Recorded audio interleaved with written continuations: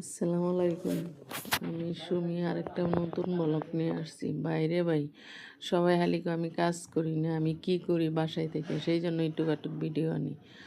আমার ঘরে কোনো বুয়া নাই, কিছু নাই, সম্পূর্ণ কাজ নিজে করা লাগে। শ্বশুরবাড়িতে এত কাজ করছি, কোনো দিন নাম পাইলাম না, কইলো না।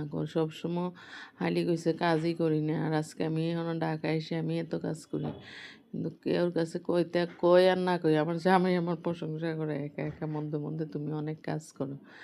ভিডিওটা আপনাদের জন্য নিলাম। আপনারা খালি প্রায় সময় আমার অনেক ভাই ব্রাদার জিজ্ঞাসা করে কি করেন ভাবি। আমার এই দোয়া বালি কাজ কাম সম্পূর্ণ ভাই আমার নিজে করা লাগে।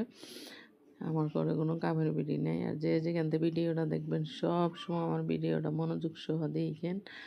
আমি কাপড় কতগুলো, আমরা 4জন মানুষ 2 চুট করে কাপড় দিলে 8 চুট, মানে জমলে 8 চুট কাপড় হয়ে যায়। আর এই কাপড়গুলো জমার পরে আমার ধুইতে আমার অনেক কষ্ট হয়। আমি পা দিয়ে কাপড় ধুই বেশি, পাও দিয়ে বাইরে ধুইলে বসকে।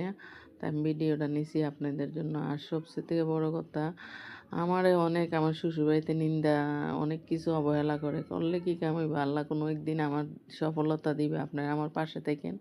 আমার যতগুলো ভাই ব্রাদার আছেন, আমার কলিজার মানুষ সবাই আমার পাশে থাকলে অবশ্যই আমি সফলতা হতে পারবো। আর যারা যারা আমার ভিডিওটা দেখবেন মনোযোগ সহ দেখেন, সবাই আমাকে নিন্দা করলে যতই নিন্দা করে আপনারা আমার প্রাণ ভরা ভালোবাসা দিয়ে না, আমার তরফ থেকে আমার যত ভাই ব্রাদার আছে সবাইকে আমি একদম প্রাণ ভরা ভালোবাসা দিব।